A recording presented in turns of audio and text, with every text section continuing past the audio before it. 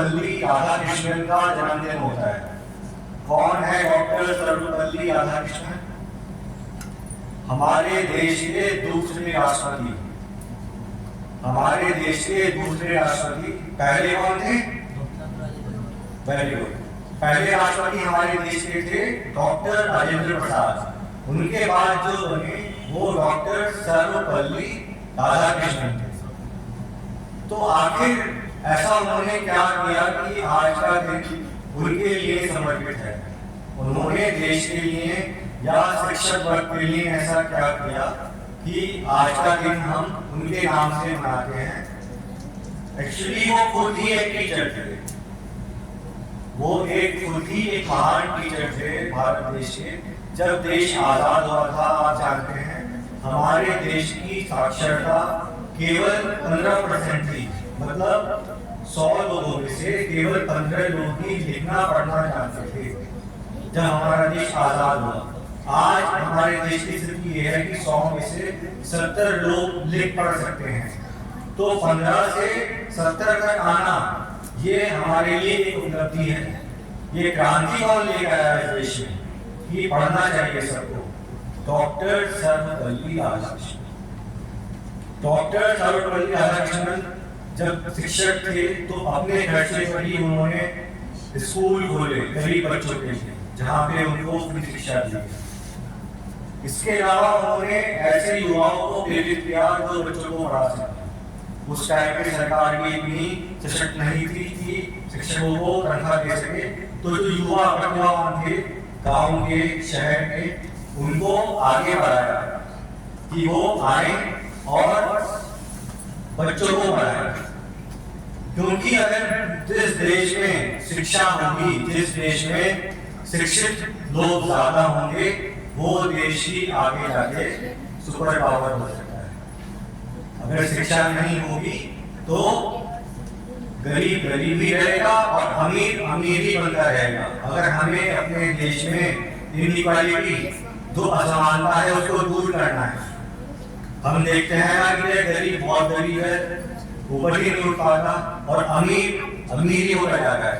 केवल एक शिक्षा ही एक ऐसा माध्यम है जिससे एक गरीब इंसान अमीर को पछाड़ सकता है।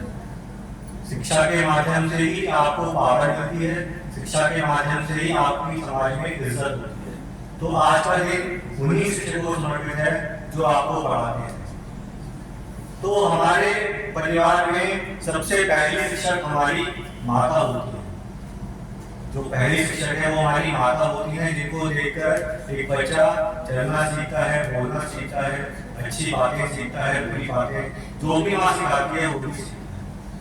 जब उसकी उम्र 3 साल हो जाती है तो 3 साल के बाद उसका दाखिला स्कूल में कराते हैं और वो अपनी जिंदगी का 24 घंटे में से ऑन एन एवरेज 6 घंटे स्कूल में देता है।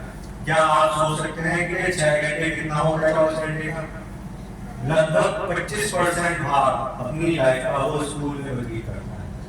अगर किसी की उम्र 100 वर्ष है तो लगभग 25 वर्ष वो स्कूल में व्यतीत करता है।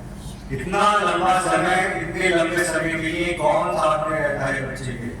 शिक्षक और उसके दोस्त। अगर शिक्षक अच्छे हैं और दोस्त अच्छे हैं तो वो बच्चा या वो कोई भी लड़का हो या लड़की किसी भी चीज को पा सकता है।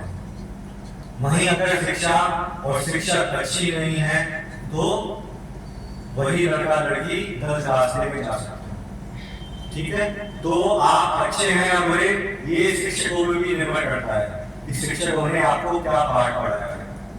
तो शिक्षकों का भी दायित्व बनता है कि हर बच्चे अलग अलग होते हैं, हर बच्चों की क्वालिटी अलग होती है, बच्चों में कभी कमी नहीं होती। हम कहते हैं कि ये बच्चा पढ़ने में कमजोर है या इसको समझ में नहीं आ रहा है या फिर ये कुछ नहीं कर सकता, तो जो ऐसा बोलते हैं तो गलती उसकी है जो ऐसा बोल रहा है।